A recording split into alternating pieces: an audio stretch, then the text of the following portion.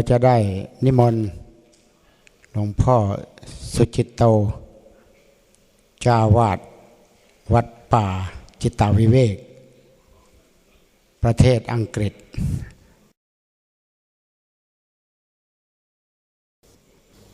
นิมนต์หลวงพ่อ You can speak in English. You can start straight away. There won't be any more chanting invitation. Please go ahead. Namo tassa bhagavato arahato samma sambuddhassa. Namo tassa bhagavato arahato samma sambuddhassa. Namo tassa bhagavato arahato samma sambuddhassa. Buddhaṃ Dhammaṃ Saṅghaṃ Nassāmi. My greetings and best wishes to you all, and the respects to the Mahasangha. If you don't get to see me here so often, because most of my time is trying to support the sasana in the West, and it's a very young plant. It needs a lot of care, and when you turn your back, the rabbits get at it, and it falls down again, so you have to pick it up and start again. So I spend most of my time not just in the monastery, but also trying to encourage the lay people and the general public in Britain and America to attune, to listen, to align themselves to the Dhamma as I've heard it and received it and practiced it in accordance with the teachings of the forest Ajahn. So that's why I'm never here. I'm trying to do my best to bring this to the Western countries. So it's a great pleasure to be here, both for refreshment, regeneration, and also to feel that maybe for some of you who can speak some English, I can give a little support or friendship or guidance. Yeah. Mm-hmm. So.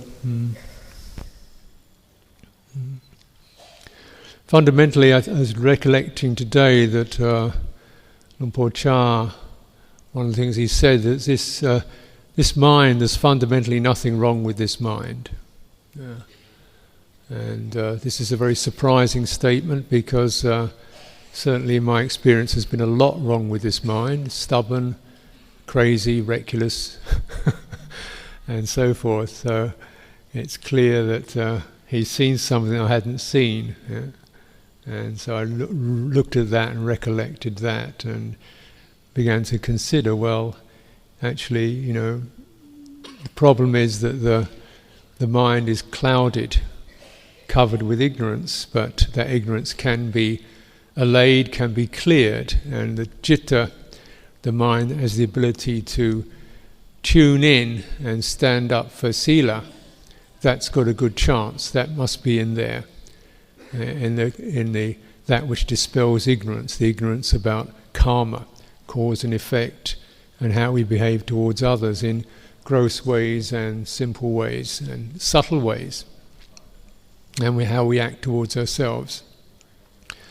And also ignorance or not understanding in terms of samadhi, recognizing and not understanding the fact that the citta can settle into itself and feel very comfortable, and therefore doesn't need and depend upon the supports of the sense world, sights, sounds, touches, and the pleasure of the senses. Citta doesn't know that. The citta that begins to at least consider that a possibility is a citta that begins to clear itself of ignorance. And panya, the citta that can understand use its discernment, its clarity to distinguish between what's skillful and unskillful, what's suffering and what's not suffering, what's release and what's bondage. This is the citta that can really go far. This citta that can really comprehend this and take this through is the citta that is released from ignorance, and there's nothing wrong with that.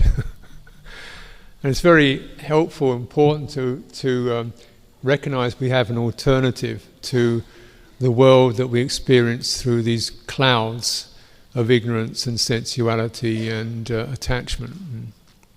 And this is one of the duties of the Ajahns, is to recognize and remind everyone of this, because these clouds are very confusing and very, very fascinating and very cause a lot of emotions to get stirred up. But for myself, I think it begins with recognizing one thing that the ignorant citta can never go beyond, and even doesn't like to consider, is death. So I consider death a lot. I've been considering it since I was 7 years old. And when I was 7 years old, I had this recollection and begin to understand that we'd all die. And my parents would die, my friends would die.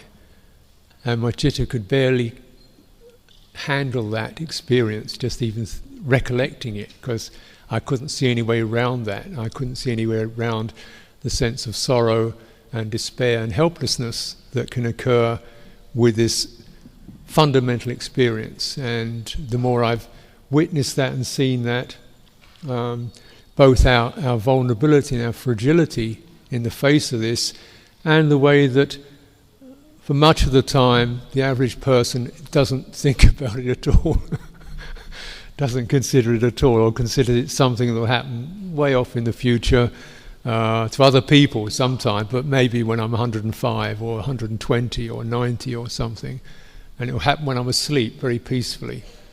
And when you live in a monastery, you recognize, no, it doesn't happen like that. For maybe sometimes, but a lot of the time it happens when you're 80, 70, 60, 50, 40, 30, 20. You get people die at the age of 10, 9, 8, 7, 6, 5, 4, 1. A woman came to me and her baby died inside her body before it even got born. So you can even die before you get born. That's how thorough it is, how it penetrates everything. And when the citta comes up against this, it's, oh no, oh no. And because we don't recognize there's a possibility other than death, a lot of the time human beings just say, oh, just have some fun, enjoy yourself, make what you can out of this before you go. So we spend our time playing games, doing things, building things, without recognizing the most important thing we need to build is our sila, samadhi, panya. And that's our duty as teachers, is to keep reminding people of this and recognizing it ourselves, because the world won't tell you this. Yeah. And it won't tell you there's an option, there's an alternative. But this is the Buddha's first true teaching. He said, I have realized the deathless, the doors to the deathless are open.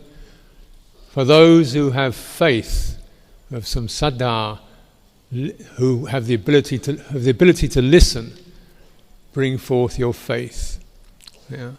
Because the doors to the deathless are open. I know this for myself. So this is almost the original beginning of the teaching, and then people listen. What's he talking about? How can there be this? Yeah. This is because the citta by itself is actually endowed with the possibilities for sila, moral integrity, conscience and concern, compassion and kindness, all this in the area of sila. It has the capacity to restrain itself. We're not animals, we can hold back from our impulses, we can consider the welfare of others, we're not just blind creatures. So we have this advantage point, and it's up to us to make the full opportunity to use that, both in obvious ways and in subtle ways. And you can almost say that in many respects a lot of the path is just about refining sila down to areas of negligence, casualness, that we're very clear and conscientious all the time about our intentions, our attitudes, even the states of mind we have, whether these are really doing us any good, doing anybody else any good, creating good habits or bad habits, whether they lead to liberation or not. And really take that consciously, like every moment your mind is doing something, which way is it going? And this is where the karma begins, in the mind. Yeah. So a lot of our teaching is just about that sense of hiriyottapa as a guide to setting the citta straight, to recognize the citta recognizing its true capacities. And so then we begin to see there's a sense of clarity and strength that occurs, which isn't dependent upon what other people say, or our state of the body, or our state of health, or our wealth. And you realize this must be in line with this teaching that goes beyond the world, because sila goes beyond the worldly conditions in this respect. Yeah. Samadhi, the collectedness of the mind, the ability, most people imagine the mind is just everything that it scatters around onto, sights and sounds and touches, and deriving pleasure from that. Yeah? And teachings on samadhi are giving us a sense there's something else we can feed on that makes us feel good. So why don't we do this? Yeah, and realizing, because we often need the third aspect, which is panya, discernment, how to do it, what we need to do that. And it's this quality, this function, this facility we have of panya, again sets us apart from other creatures and is our true great advantage. And again, most people, everybody has panya, the ability to discern, to notice differences, to distinguish black from white, up from down, tall from short. This is all panya. But again, many people don't use it for its finest purposes. They just use it to calculate, to do business deals, to make these kinds of things. They don't really use it for its highest purpose. So again, it's the duty of the teachers to remind us, not that we don't have any panya, not that we don't have any sila, not that we don't have any collectedness, but to cultivate it and use it for the ultimate end, the ultimate aim. So although you can begin the path anywhere, really, it actually begins with using panya, wisdom, discernment around right view, and a recognizing there is another world, there is another realm beyond this, and holding that at least as an act of faith. So panya in this respect supports our faith. We have to adopt, first of all, the panya, the wisdom, the discernment of the Buddha and the teachers to give us some support. So this is the first kind of panya, discernment that we adopt. We have to take it from somewhere else and listen to it and hear it and pick it up. It first of all starts as a quality of faith. There's something we can do. We're not actually trapped. And you wake up, begin to recognize that citta can be useful. And really it's this understanding, because it's like generally people use their citta, their hearts, in the wrong way. They're trying to pump pleasure out of the sense world. It's like trying to pump water out of a little puddle. There's a little bit in it, but you pump and pump and pump, and a little bit comes up. We think that's all we can have. Or we try to establish security in something that's always changing and wavering. And we get a little bit of secure, a little bit solid, like shifting and rolling, like the sea. We try to establish that. We hold on. But that kind of security only occurs through holding on tightly and controlling things. And that makes us feel greedy and selfish and closes us into fear. The other way we try to use our citta is to establish ourselves as something lasting. And this is like trying to make a cloud lasting. Clouds last for a little while, but they're constantly shifting and changing. And this is the nature of what we call ourself. It's like a cloud in the sky. Because it's so fascinating, we don't really notice the sky. We get lost in the cloud, and it's shifting and changing. And we try to make something out of it. Who's got the biggest cloud? The best cloud? The brightest cloud? The prettiest cloud? The smartest cloud? And so forth. This is the kind of activities of the unawakened citta. And it's like it's using its power for the wrong ends, something it can never succeed in. But when we come to recollecting death, then you realize, oh, this is where all that falls down. All that pumping, all that holding, all that controlling, all that weaving, it all falls down with that. It doesn't go beyond that. And so this is something we need to recollect at least every day, at least once a day, ideally several times a day. Yeah.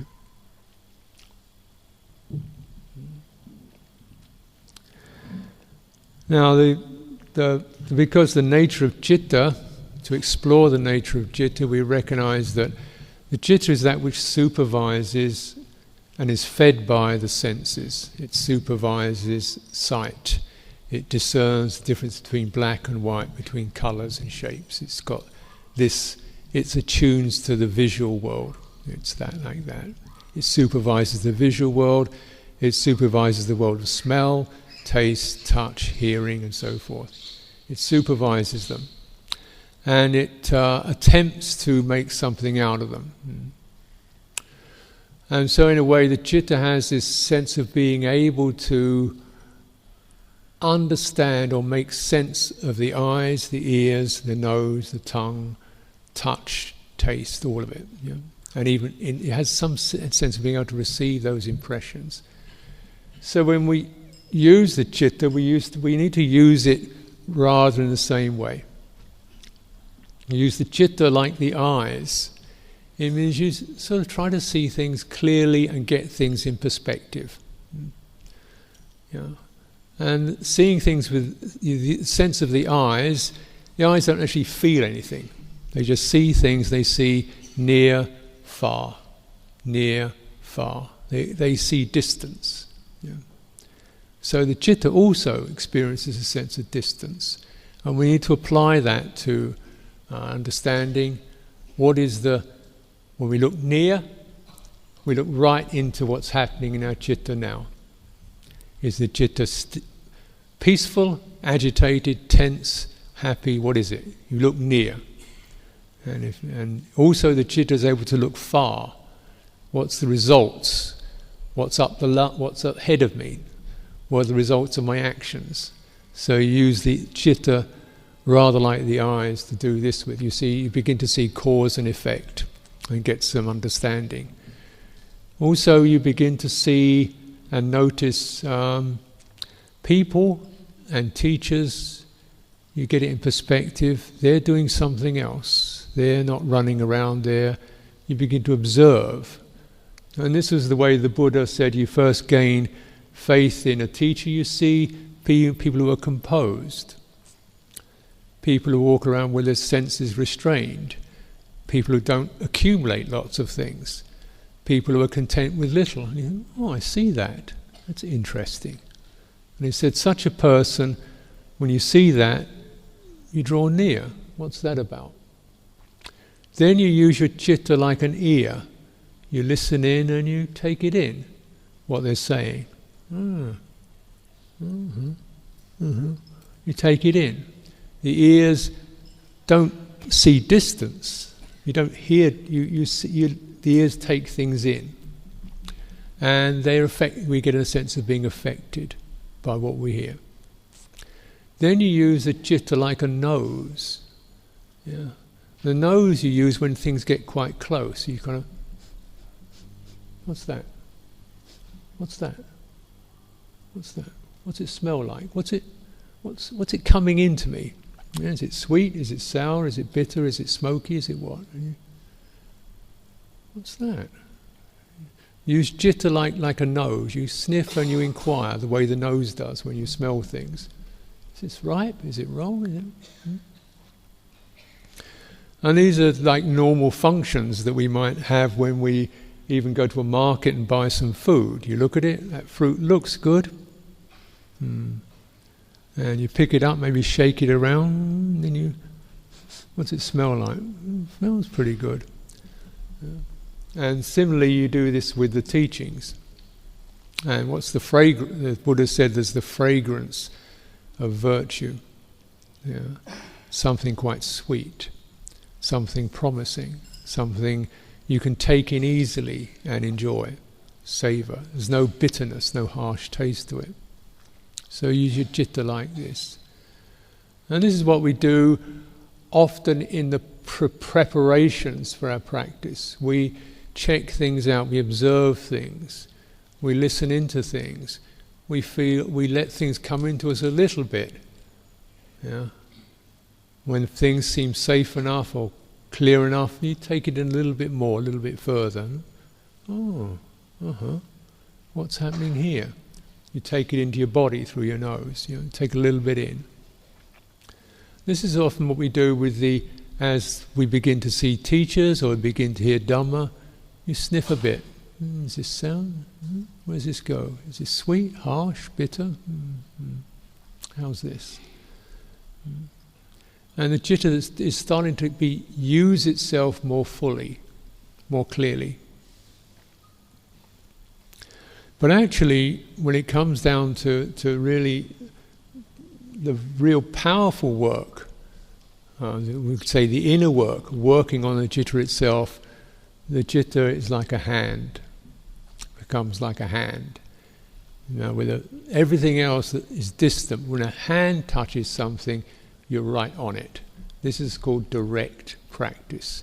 You get your hand on something and you handle it and you govern it and you feel it and you turn it around and you poke it. You've got different aspects to a hand. Citta, like the hand, has many different facilities. So first of all, we have fingers. And fingers can both poke, point. You can do this with a finger. When your citta does this, what's that? This is called vitakka. Basic, bringing something to the mind, you point at something, what's that? Then you rub it. This is called vichara. How is it? Smooth, rough? You do this, vichara. So this way you begin to look into the qualities of the citta. Is it, point it. Where is this now? Where is the citta sitting now? Is it in skillful state or unskillful state? And actually much of our beginning practice in this interior work is just getting the citta to sit still enough to be examined. This is why so much of the time we have to kind of remind there's no point in running because you can't run past death.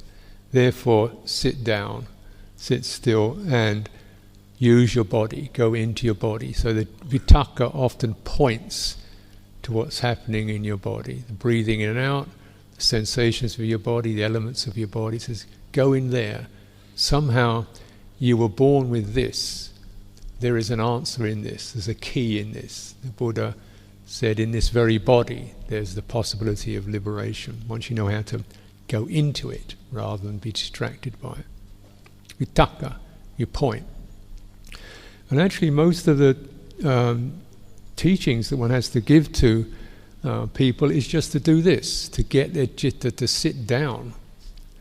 And this is very much the case in the Western world where people are speeding along everywhere else, and everybody now, as you do, has these little handsets, so they're going like this all the time. These little handsets, gadgets. So actually they're never really pointing at this. They're always pointing at a screen and looking at these images on a screen. So you say, look, just switch it off and point at this. And people sometimes find that very difficult to do because they can't even feel their bodies anymore. Barely feel a body. Their citta is so strung out, so distracted, they can barely feel the presence of their own body. So you just feel sitting, walking, standing, lying, just very simple stuff, again and again. And the qualities of panya are necessary to, in this simple way of discerning pressure from ease discerning the elements of the body, the earth element, the fire element, the water element, the air element, just to keep your panya waking up to this realm that it's lost touch with, which is the realm of the citta. And the citta's place for practice is in this very body. This is where it has to sit down, it can sit down. And a lot of our practice of samadhi is just to get the citta to sit within this body. And the tools of that are the fingers of the mind, vitakka, vichara. How is this? Where is this? Where is this? How is this? Where is this? How does it feel? How does it feel? Yeah. And because, of course, for particularly Western minds, maybe people as they do a lot of learning, mostly the citta is occupied with thought. Thought is considered to be the great place for wisdom. Philosophy, physics, science, this is the place for wisdom. And yeah, there is some elements of wisdom in that, but it's even where the word wisdom, people don't understand what it means. They think wisdom is the ability to move ideas around. And yeah, that's true, but you can't move an idea around death. It doesn't shift it. Yeah. This is why it's so really helpful to keep coming back to that. Till we begin to see you've got to move the citta in another way. This is not liberating wisdom. This is just the wisdom of shifting, like shifting the furniture around on a sinking ship. You can do some interesting things on that ship as it goes down. You can move the furniture around, you can polish the brass and so forth, but the ship's still going down.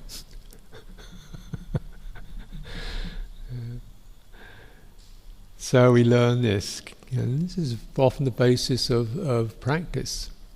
It's just getting established, getting the mind citta to sit down, and then tune into sila.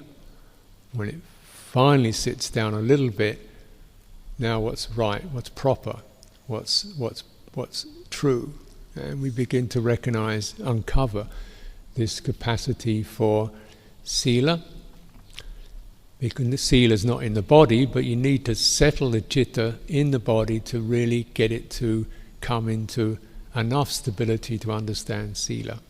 This is why the world has got so little sila in it, really. Most people are barely in their bodies at all. They're just out into the world of beliefs and ideas and possessions and ownership and so forth. So we use citta like a hand. Fingers that point, fingers that sample. Sometimes you have to use citta like a fist. Stop. Yeah. Or like a palm. Stop. You know? Just stop doing that. You know? And put some strength into it. So in this way, you're using these different qualities to exercise the citta. It's good to learn it to make it stop. And sila is a great place to learn that, where you just develop the sense of restraint, not following kilesas. Just don't play with it, don't fiddle with it, don't worry about it, just stop it. Cut it off, you know. And you have to use the citta like a hand to do that, like a fist or like a firm palm that holds things down. You know. But when some of this begins to become more steady, then we use the qualities of citta, the panya of the citta, the wisdom of the citta, and the growing flexibility and agility of the citta to deal with these nivarana, the hindrances and the fetters and the kilesas that cover the citta. So it's starting to wake up and it realizes just how sick it gets.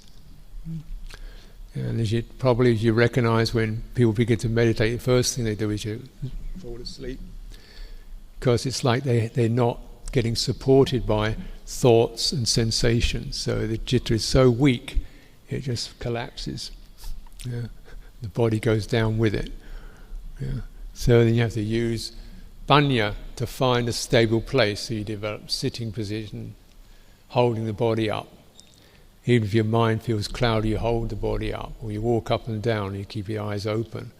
This way you're recognizing what is necessary. You're starting to develop the panya, the wisdom of skillful means. The first thing we deal with is sleepiness. The other thing we deal with is restlessness, powerful energy, too much energy, often going into the thinking mind.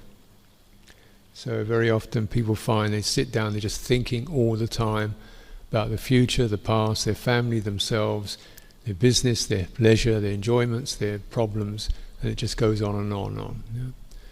So then you have to use the wisdom element of the citta to begin to recognize and tell the citta, you cannot think of an answer, you cannot think the future, you cannot think security, you cannot think yourself into a sense of security about the future, you cannot think yourself clear of worry, you cannot think yourself safe. It doesn't work because we've been doing it all out many years and it hasn't arrived yet.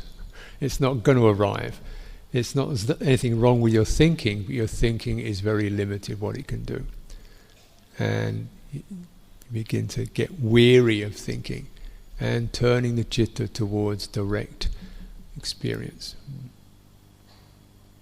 And this is like beginning to sense, other than these more active aspects, we also have in our hand, we have a palm. The palm of the hand is very different from the fingers. Palm don't poke, but you receive. You receive, you open. The palm is very sensitive. Yeah. So we're starting to recognize that this is quality of sensitivity in the citta. The ability to receive and feel the quality of benefit that occurs whenever we're able to bring strength or clarity or confidence into the mind. It feels better, it feels healthier, it feels happier. And this is another aspect of panya, to know the results, the good results, and there are good results of clearing the hindrances even for a minute. Even one hindrance, clearing one hindrance for a minute has got some benefit to it. And when you begin to clear the agitation and the dullness, then you begin to have enough sensitivity to recognize and begin to understand the power of sense desire and ill will. Yeah. With sense desire is so powerful because sense desire, the citta is accustomed to feeding off the senses. But when there's enough sensitivity, you begin to recognize being pulled is unpleasant. That is, when I see something that attracts the eye, it literally grabs the eye. You feel pulled by it. You hear something, music, and your ear is pulled by it. You taste something, your tongue is pulled by it. Yeah? You remember something fascinating or wonderful or something you desire, and your mind is pulled by it. Yeah? And it's like being pulled. And when you have enough sensitivity, you recognize even if something seems attractive, beautiful, exactly what you want, being pulled, being dragged along is unpleasant. It's unpleasant. It's like a hungry dog that's always seeking something to eat. And it never gets a good enough meal. Because we've all done this. We've all sought satisfaction in sights and sounds and tastes and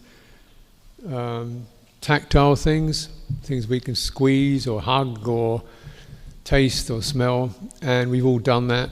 And so where does that go? Yeah. And yet the citta doesn't recognize somehow or another at the moment of that, when the attraction, when the sense contact hits it, it's still blinded. So we need the sensitivity to recognize the pull, and the being pulled is itself unpleasant. So seeking pleasure is unpleasant. Even sensory pleasure is kind of unpleasant because it just agitates everything. And you begin to recognize that there's a pleasure that comes from not being agitated, not being stirred up. And this is an interesting pleasure, and it's a pleasure that the Buddha said, don't deny yourself this one. This is the pleasure born of stepping back, viveka, non-attachment, disengagement. This one you can trust and rely upon. Develop your taste for this one. This one is the one that's going to, in line with the Dhamma, the pleasure that comes from disengaging, from detachment, from seclusion, withdrawal. And you can do it. You can do it because you begin to recognize, as your citta becomes more flexible, that you have the ability to do that, and that the pull of the senses is distinctly rough and have little benefit. The Buddha said it's like a leper scratching his sores. You get a little bit of relief for about 10 seconds before you've got to scratch again. And it's rather like that. But the pleasure of detachment is long-lasting. And this is the line that we begin to develop with the palm of the citta.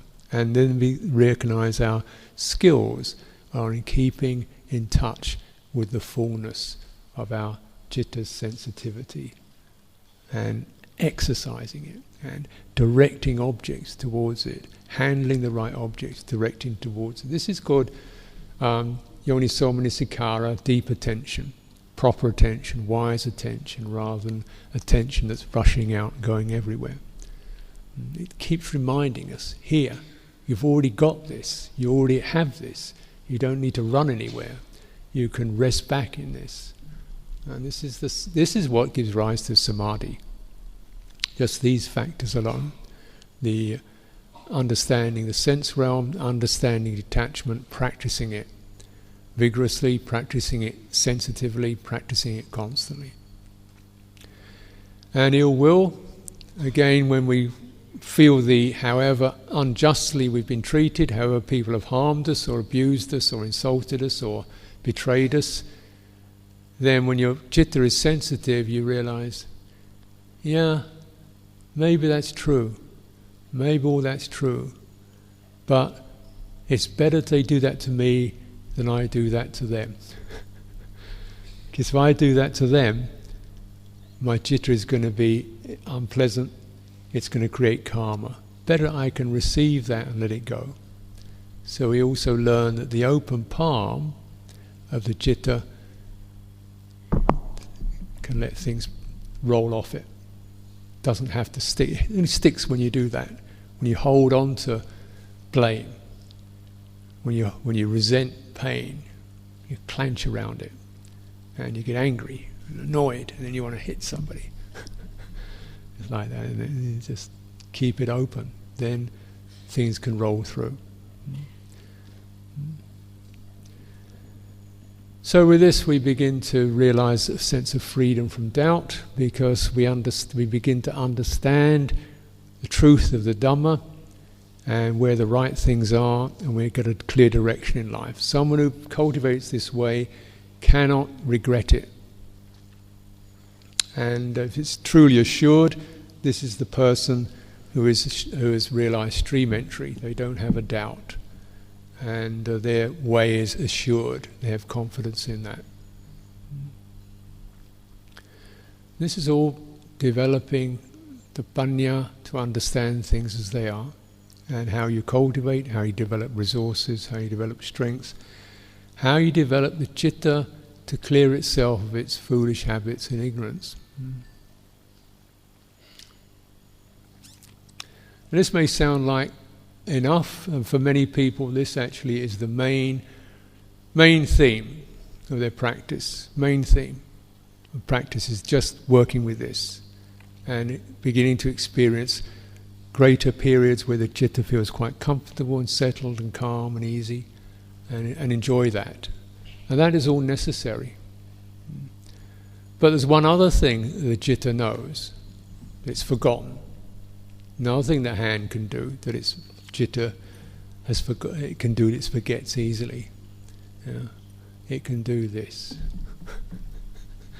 It can do this. Yeah. It can let go, they say. Yeah. It can realize not only do you have these fingers, sensitivity to the skin, you also have a particular set of muscles in the hand that can do that, can drop things, let go of things. And this is what the citta begins to sense every time it begins to release itself from hindrance and experience both the pleasure, but even more important than the pleasure, which is the subtle pleasure of detachment, of calm, which at first is our main theme, our main food, because we need that food to give us strength. We need the food of calm and composure and confidence. We need that to get strength. After you've had a good meal, after you've fed on that for a while, and it's no longer something that's so rare, pleasantness, the pleasantness, good, it's pleasant, it's pleasant, it's very, it's good, I enjoy it, I feel very comfortable with that, so this is nice. But this also isn't getting past that death thing, is it? I get into some nice state of mind. So, am I going to be in a nice state of mind when I'm coughing on my deathbed? Probably not. Am I going to be calm when I'm lying there sick? Probably not. But so the most important thing is we're learning this sensitivity, just to know that whatever is conditioned, pleasant, unpleasant, skillful, unskillful, is something that we can let go, drop. This is the panya, highest degree of panya. Requires maturity, it requires all the faculties to come together, and it takes time. But while we have time, how old are you? Recognize in a way it doesn't really matter, because any one of you could die tomorrow. It doesn't matter how young or old you are, you could die tomorrow. So while there's time, of the preciousness of the occasion. Why is everybody gathered here? Why is everybody assembled? Why do we have such a thing? To remind us, now is the time. Now is the time. There's only this now. Please make every opportunity to put all other concerns to one side and practice for your own welfare. If you have that, then you truly fulfill what it is to be a human being, and you fulfill what it is to follow the teachings of the Buddha and be worthy of the teachings that these Ajahns have given you. So offer this for your reflection tonight. Thank you very much.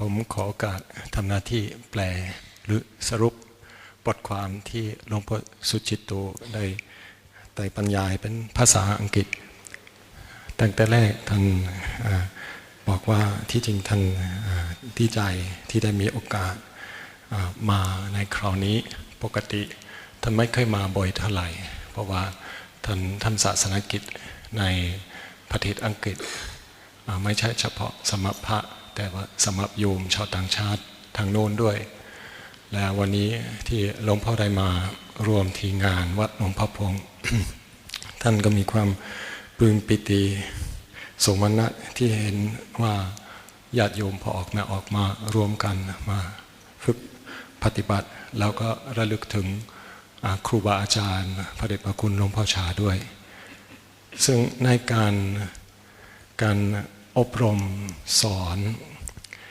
หลวงพ่อสุจิตโตท่านสรุปว่าหน้าที่ของครูทั้งหลายคือการชี้แจงถึงลักษณะของจิตของเราคือจิตใจของเราจิตตะท่านใช้คำว่าจิตตะเราก็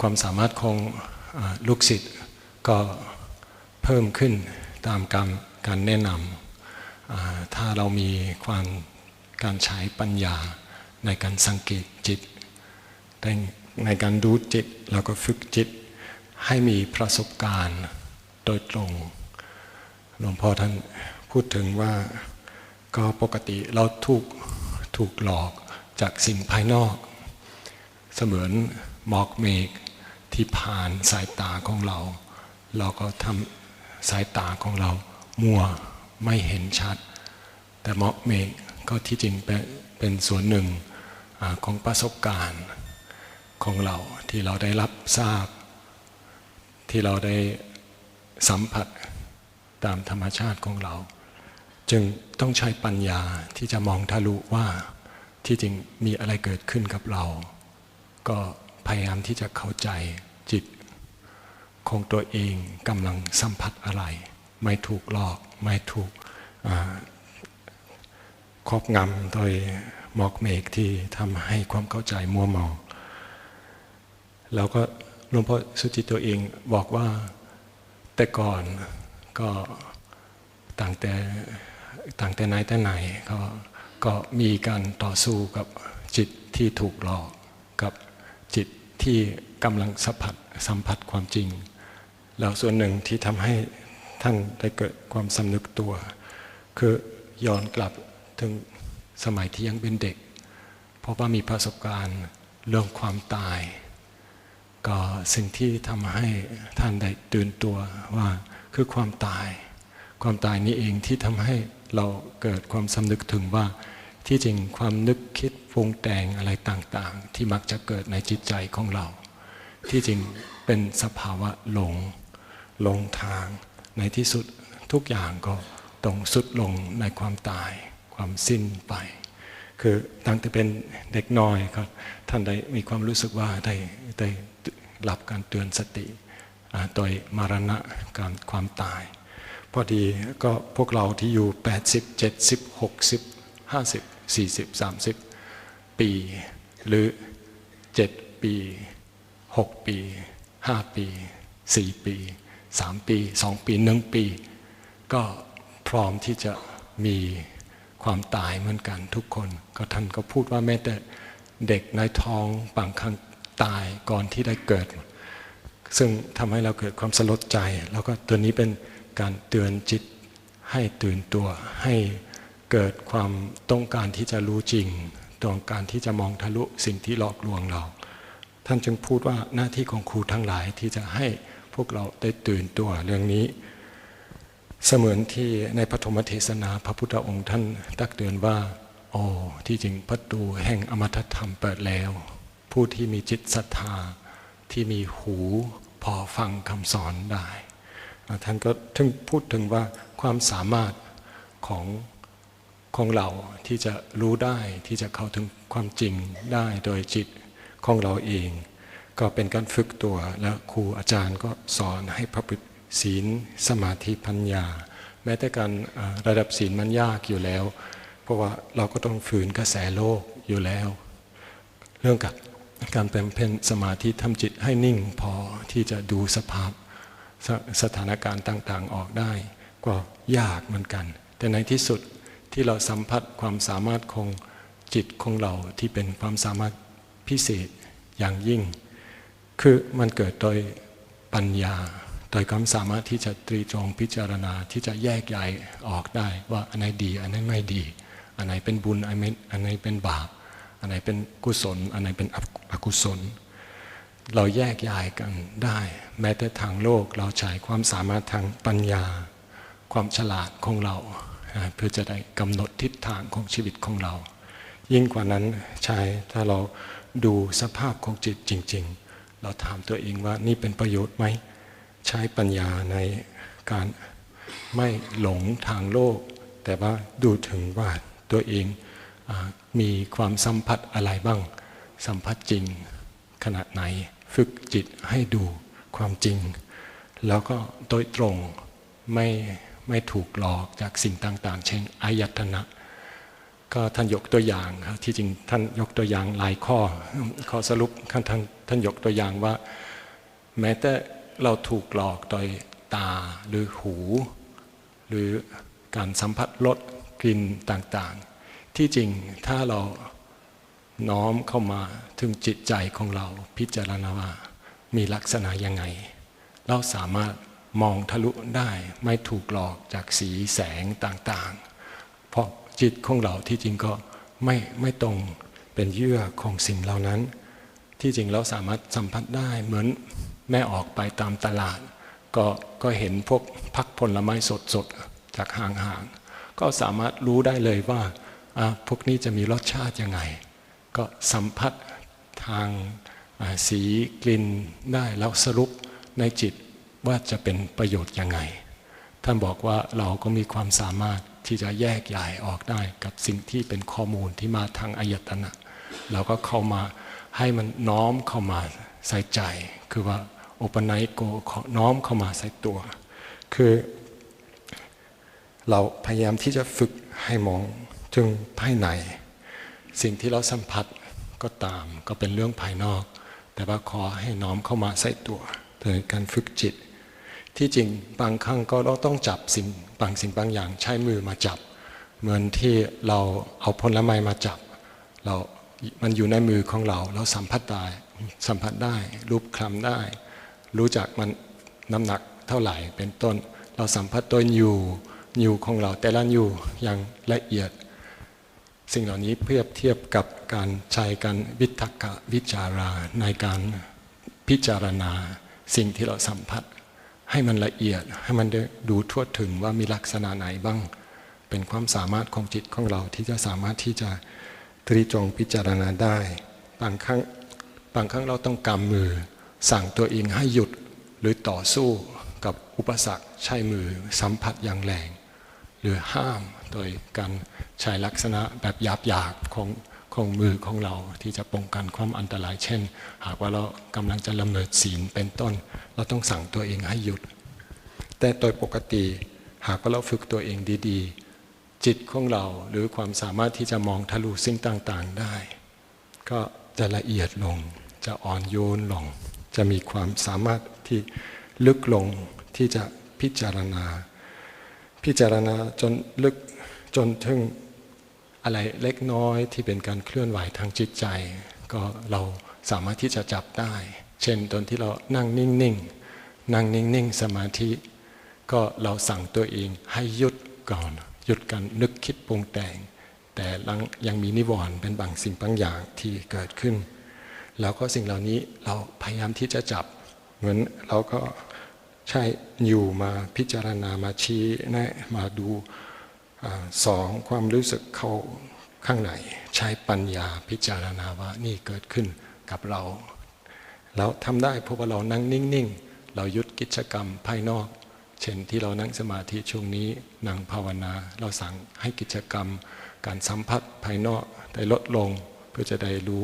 ละเอียดขึ้นได้อันนี้ครูบาอาจารย์ทั้งหลายก็สอนให้เราวิธีทำสมาธิอยู่นิ่งๆดูไว้ก่อนให้โลกภายนอกได้ผ่านไว้ก่อนเหมือนหมอกเมฆแล้วสิ่งที่ปกติเราถือในมือเป็นสิ่งต่างๆเช่นก็ท่านก็ทำถามเหมือนกำลังกดมือถือเนี่ยสิ่งเหล่านั้นก็ไม่ให้หลอกหยุดไว้ก่อนอยู่นิ่งๆแล้วก็ดูภายในดูโลกภายในดูจิตของตัวเองเราก็ขอให้สัมผัสความนึกคิดปรุงแต่งหากว่าเราสามารถที่จะดูละเอียดขึ้นได้ความสามารถของเราทำให้เราเกิดความรู้สึกว่าสิ่งต่างๆยั่วยวนกิเลสของเราได้น้อยลงเราเห็นโทษในสิ่งต่างๆที่ยั่วยวนกิเลสที่เป็นสิ่งที่ปกติครอบงำคนเราก็สิ่งที่เป็นแรงดึงดูดที่มาจากอายตนะต่างๆเราอาจจะสามารถที่จะ มองทั่วถึงได้เห็นเท่าทันได้แล้วก็พวกเราก็ถอยหลังจากโลกภายนอกถอยหลังเพื่อความละเอียดอ่อนของจิตของเราเหมือนเราก็เริ่มที่จะสละโลกเริ่มที่จะปล่อยวางเสมือนที่เรากำมือไว้เราปล่อยมือให้เปิดแล้วทุกสิ่งทุกอย่างมันจะไม่ได้จับไม่ได้ยึดมั่นเราเริ่มที่จะปล่อยแล้วก็การที่เราได้สัมผัสตอนที่เราปล่อยเราอยู่นิ่งๆทำให้จิตของเราเกิดความกำลังเกิดความรู้สึกว่าโอ้อัศจรรย์เราไม่ถูกหลอกเราทำได้เราสามารถที่จะทวนกระแสได้แล้วเราละเอียดขึ้นจนถึงหาความสุขภายในได้สิ่งภายนอกก็เป็นของหยาบแล้วเจอความที่ละเอียดอ่อนภายในใจของเราแล้วก็กำลังของเราความรู้สึกของเราก็เสมือนที่พระพุทธองค์สอนในธรรมเทศนาแล้วก็ได้ศรัทธาว่าจิตของเราพอที่จะเข้าใจได้พอที่จะสัมผัสความจริงได้แล้วความสุขที่เกิดจากสิ่งเหล่านั้นเป็นความสุขในการเสียสละในที่สุดก็การเสียสละเหล่านั้นก็เป็นสิ่งที่ทำให้เราเกิดการรู้สึกว่าไม่ต้องกลัวแม้แต่การเสียสละชีวิตแม้แต่การเสียสละในครั้งสุดท้ายที่เราต้องตายก็เราถึงที่เราไม่กังวลไม่กลัวสิ่งที่วัดสะดุงสำหรับจิตตามปกติทางโลกคือความตายเราใช้การพิจารณาแล้วให้กำลังต่อจิตของตัวเองโดยการเสริมปัญญาโดยการพิจารณาให้ได้พร้อมที่จะเผชิญทุกสิ่งทุกอย่างตามที่มันเกิดในโลกแล้วให้อยู่ในสภาวะที่จิตของตัวเองไม่หวั่นไหวไม่ถูกหลอกแล้วก็อยู่ในสภาวะที่ยอมรับความจริงจนถึงก็เกิดปัญญาเหมือนที่พระพุทธองค์สอนว่าเราเห็นว่าทุกสิ่งทุกอย่างที่เกิดขึ้นก็ในที่สุดเราต้องปล่อยวางมันต้องผ่านไปสิ่งเหล่านี้เราถือว่าเป็นความพร้อม ที่เป็นจุดมุ่งหมายของการฝึกหัดของเราตามแนวของครูบาอาจารย์ที่หลวงพ่อท่านสรุปไว้ท่านบอกไว้ว่ามันใช้เวลาแต่ว่ามันเพิ่มกำลังในการกระทำของเราเมื่อไหร่ที่เราน้อมสิ่งต่างๆที่เรากำลังสัมผัสอยู่เข้ามาใส่ตัวของเราแล้วพิจารณาความจริงและอย่างละเอียดก็ยุดการกระทำที่ถูกหลอกทางโลกแล้วก็สัมผัสสิ่งต่างๆที่น่าจะปล่อยวางก็เราจะค่อยๆเสริมความพร้อมที่จะเผชิญทุกสิ่งทุกอย่างที่มักจะเกิดในชีวิตของเราในถึงที่สุดที่เป็นความตายของแต่ละคนซึ่งช่วงนี้เราอยู่ที่นี่แล้วก็ปฏิบัติเวลามันเหลือน้อยมันผ่านไปแต่ละคนอายุไม่มากก็น้อยแต่ว่าเวลามันผ่านไปก็ให้ดูละเอียดแล้วก็ใช้จิตให้มีกำลังในการพิจารณาตรีตรองให้เข้าใจถึงความจริงของชีวิตของแต่ละคนขอสรุปดังนี้ที่หลวงพ่อสุจิตโตก็บรรยายมาก็จบที่เทศจบเมื่อกี้คือหลวงพ่อเกวลีแต่จบก่อนหลวงพ่อสุจิตโตท่านก็สรุปโดยย่อก็ไม่ย่อละก็เยอะอยู่ก็ในเรื่องการปฏิบัติทางด้านจิตใจครับก็ขอบพระคุณหลวงพ่อสุจิตโตเป็นอย่างยิ่งนะครับขอบคุณท่านพระอาจารย์กิวลีที่มีเมตตามาแปลปีนี้ก็ขอมอบภาระให้ท่านพระครูบนภาวนาวิเทศนะหลวงพ่อกิวลีแปลธรรมะของครูบาอาจารย์ต่างประเทศในคืนวันที่16หรือวันไหนก็แล้วแต่ที่มีพระต่างชาติเทศครับรับทราบนะครับต่อไปก็คงจะกราบพระเลิก